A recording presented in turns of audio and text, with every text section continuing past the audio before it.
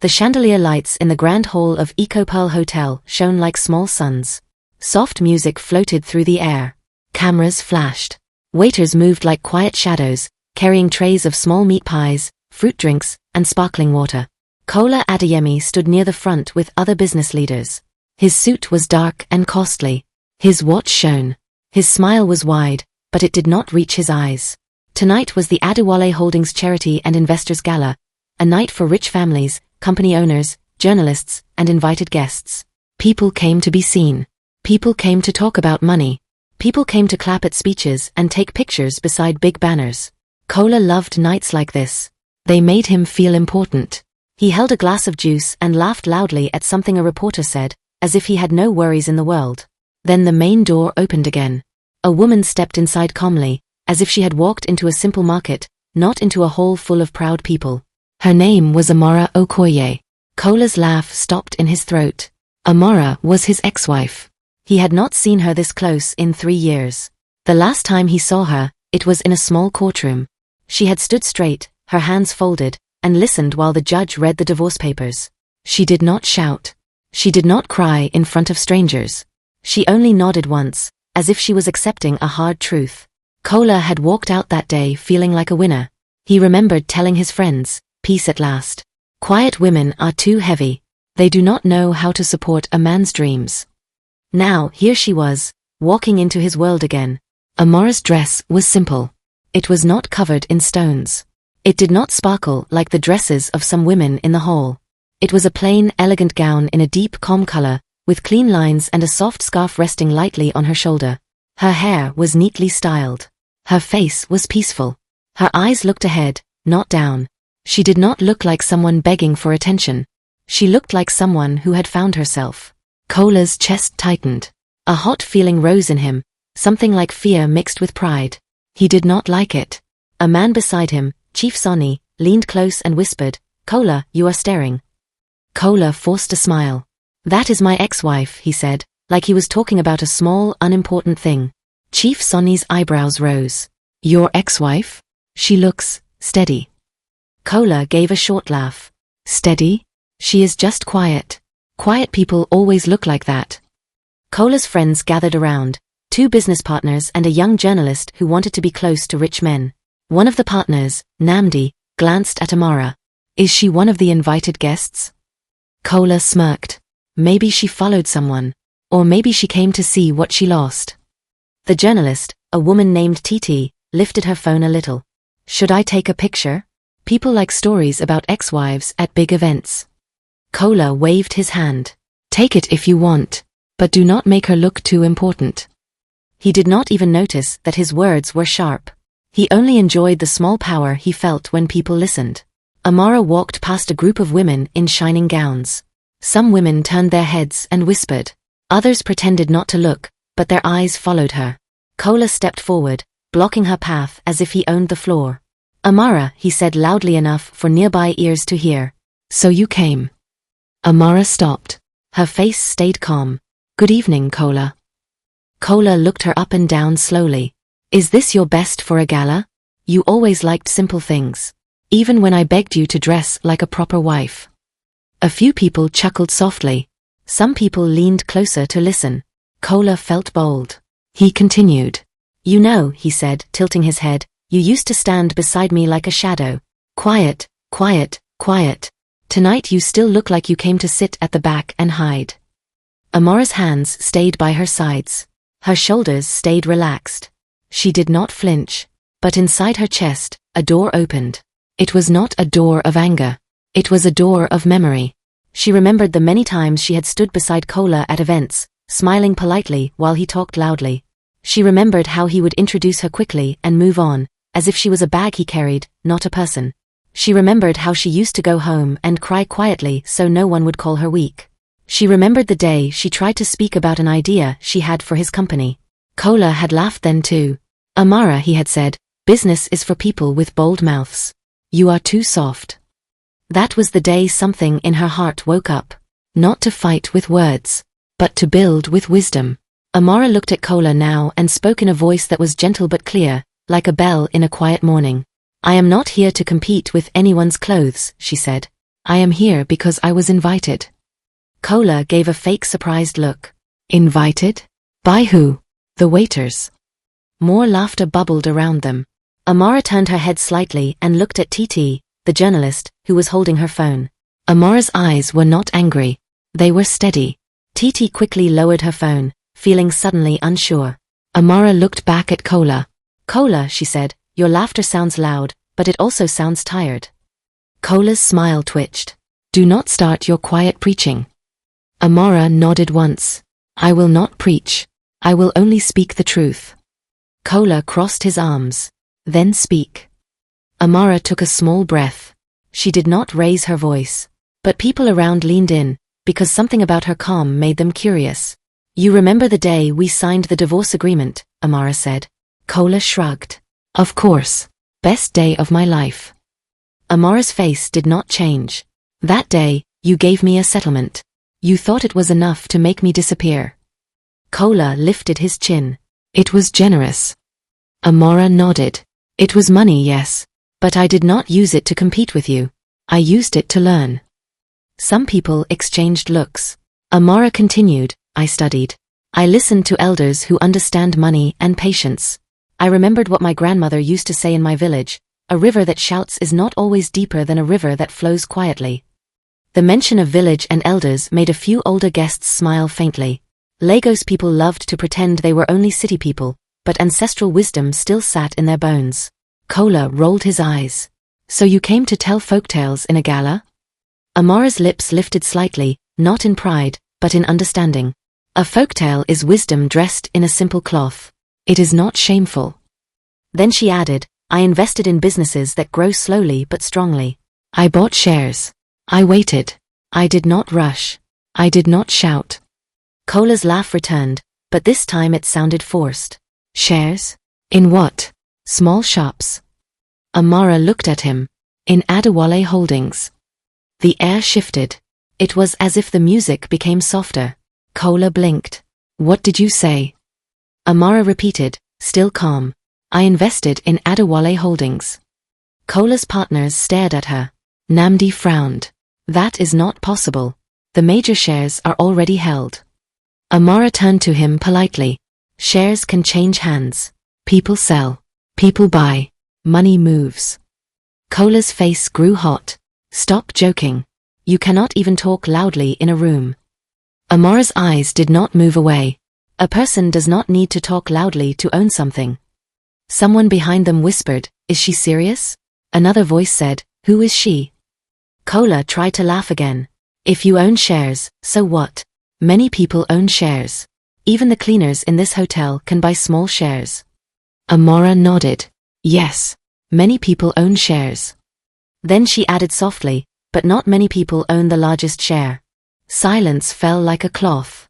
Kola's arms dropped to his sides. His mouth opened, but no words came out at first. He looked around quickly, hoping someone would laugh and break the tension. But no one did. Chief Sonny stepped forward slowly, his face serious now. Madam Amara, he said, forgive my asking. Are you saying you are the top shareholder? Amara looked at him respectfully. Yes, Chief. Kola's face turned pale. No. That cannot be true. At that moment, a woman in a sharp suit approached them. She had a badge and a tablet. She looked like someone who worked for the event organizers or the company's finance team. Madam Okoye? The woman asked. Amara nodded. Yes. The woman smiled politely. We have been looking for you. The chairman asked that you take your seat at the high table before the opening speech. The press team also asked for your consent for a short interview, but only if you approve. A small sound escaped Kola, half cough, half shock. The woman turned slightly and added, also ma'am, the updated shareholder register documents you requested are ready. Your signature is needed after the keynote. Amara nodded again. Thank you, Ada. Ada dipped her head respectfully and stepped back. Kola stood frozen.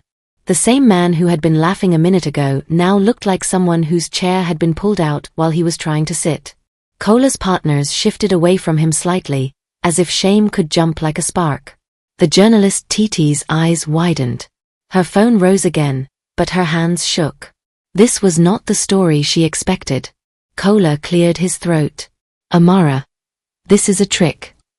Amara spoke gently. It is not a trick. It is time. Kola's voice grew small. Why? Why did you do it? Amara looked at him for a long moment. Then she said, not to hurt you. Not to embarrass you. Kola's eyes narrowed. Then why? Amara's voice softened, but it carried weight. Because I once helped build this company, she said. Not with loud meetings. Not with speeches. But with support, patience, and ideas you ignored. Kola opened his mouth to argue, but Amara raised one hand, not to command him, but to ask for a pause. I remember nights when you could not sleep, she continued. I would bring you water. I would read your reports. I would help you find mistakes. I would encourage you when your friends mocked your small office and your old car. Some older guests nodded. They had seen this kind of story before. Men who forgot the hands that held them up. Amara added, when we divorced, I did not curse you. I did not go to speak bad about you in the market or on social media. I chose to heal. Kola swallowed. Amara looked around at the people listening. I also learned something else, she said. In many African villages, when a person becomes proud, elders do not always slap him. Sometimes they let him walk into his own shame. Because shame can teach faster than a cane. A few people made small sounds of agreement. Kola's cheeks burned. He wanted to shout. He wanted to say something strong. But the truth stood in front of him like a tall Iroko tree. Quiet, solid, unmovable. Amara looked back at Kola. Her voice became even more gentle.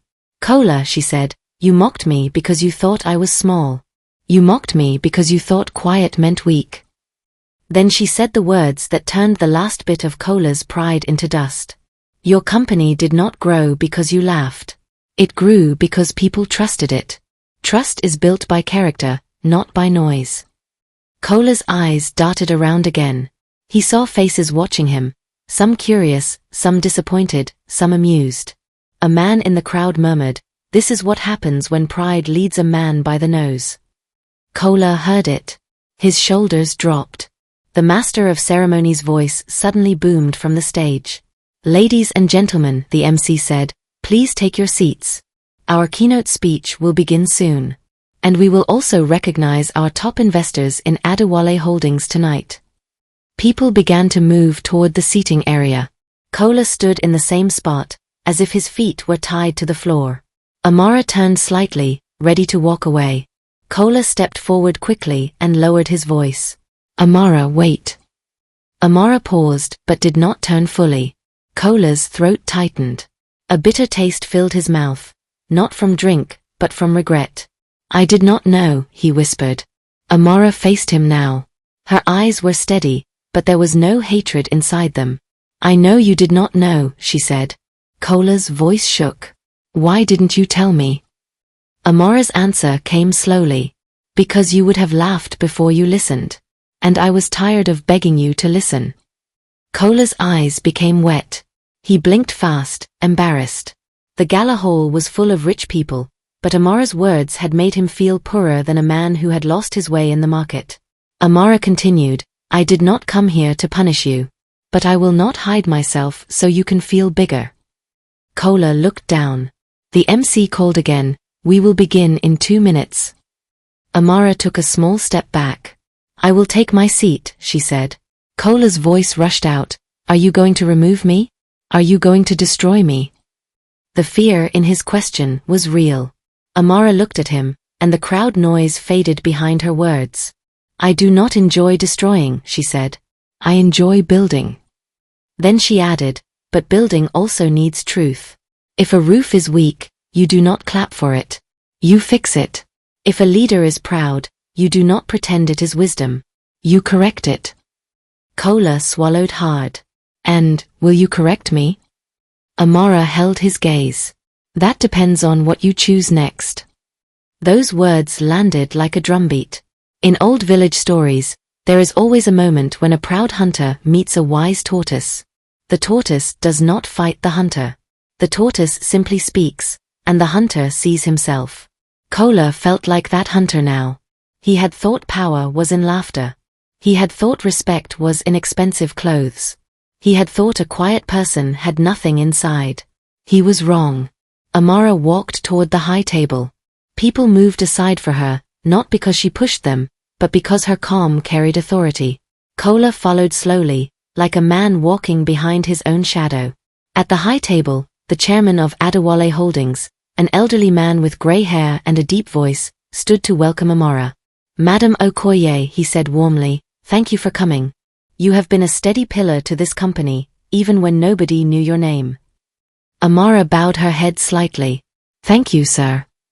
The chairman looked at Kola for a moment. The look was not angry. It was the look an elder gives a younger man who has acted foolishly. Kola's stomach turned. He remembered the days he used to visit his uncle in the village, where elders sat under a mango tree to settle disputes. The elders did not shout. They listened. Then they spoke one sentence that could change a person's life. Kola realized something. The chairman was now like that elder. And Amara, quiet Amara, was like the wise voice beside him. The MC began the program. Speeches were made about charity, education, clean water projects, and business growth. But Kola heard little of it. His mind kept replaying the moment he laughed. And the moment the laughter died. Then came the recognition part. And now, the MC announced, "We will recognize our top shareholders and investors. These are people who believed in this company and helped it grow." Applause filled the hall. A few names were called. People stood, waved, smiled for cameras. Then the MC paused, smiling widely. "Our top shareholder," the MC said, "is a woman known for her quiet strength, her wise investments, and her steady support. Please stand and receive recognition, Madam Amara Okoye." The hall exploded in applause.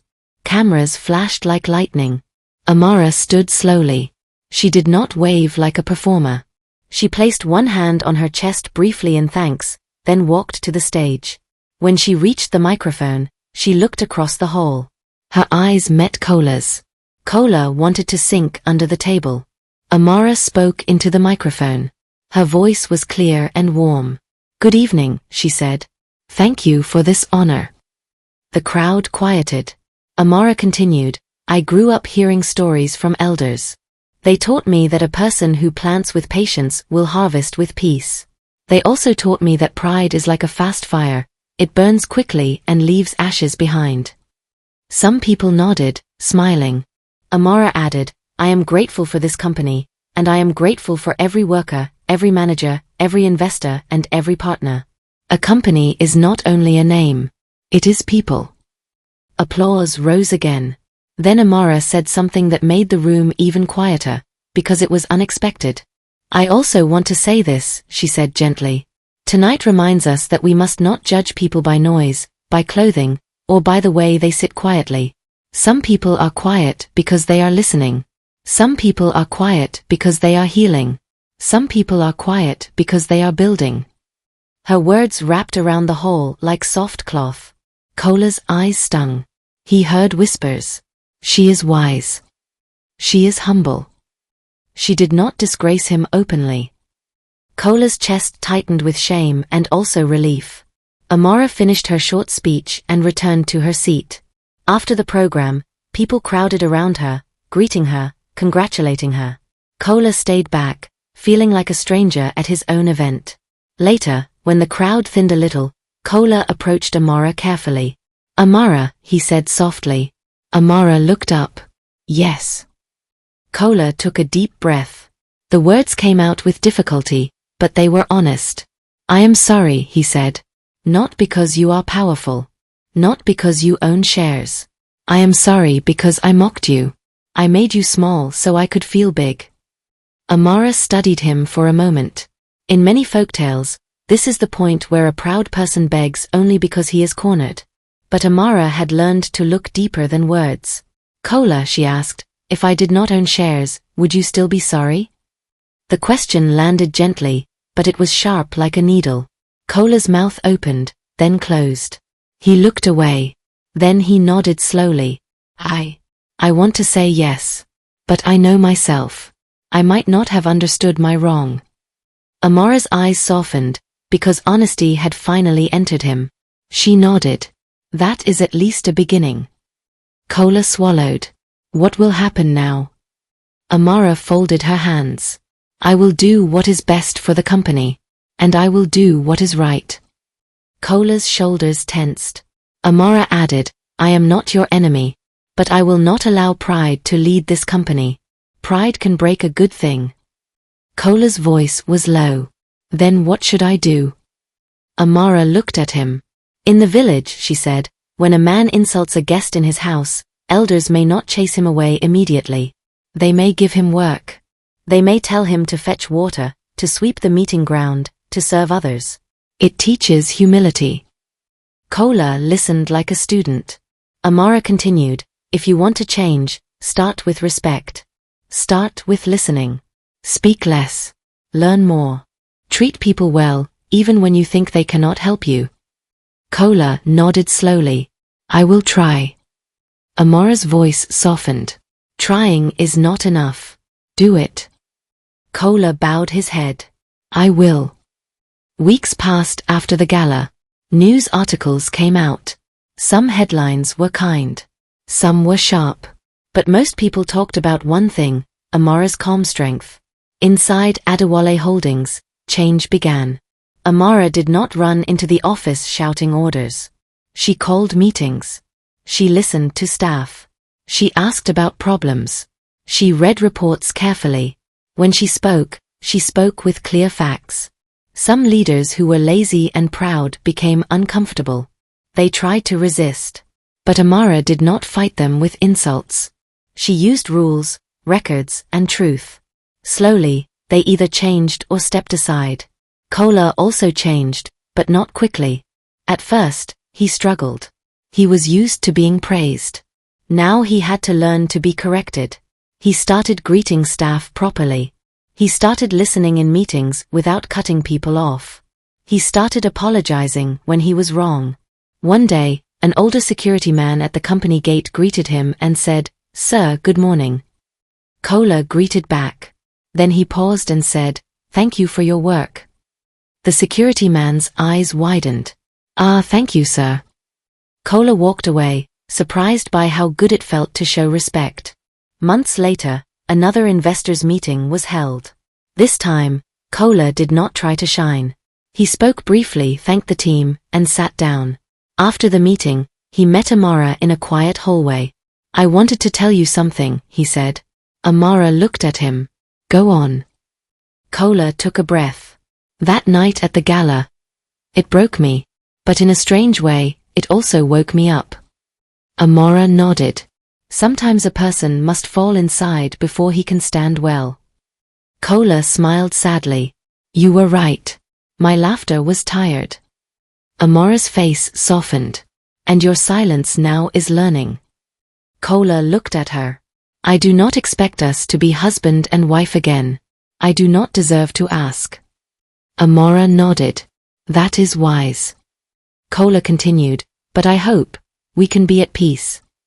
Amara's eyes warmed. Peace is possible when respect is real.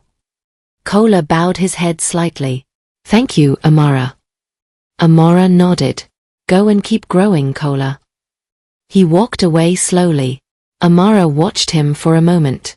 She did not feel victory the way some people imagine victory, like dancing on someone's shame. Her victory was quiet. It was the victory of a person who had been mocked, but did not become bitter. It was the victory of patience. It was the victory of wisdom. That evening, as Amara sat in her car and looked out at the Lagos lights, she remembered her grandmother again. Her grandmother used to say, a person who keeps a calm heart can carry a heavy pot without spilling. Amara smiled softly, because she understood it deeply now. And in the story of that gala night, many people learned something too. Some people laugh loudly because they think they are strong. But true strength can be calm. Some people judge others by clothes and noise. But wisdom often walks quietly. And when pride meets truth, pride must bow, because truth does not need to shout. Thank you for staying with me. Kindly like, comment, and subscribe to my channel for more interesting story like this. Thank you.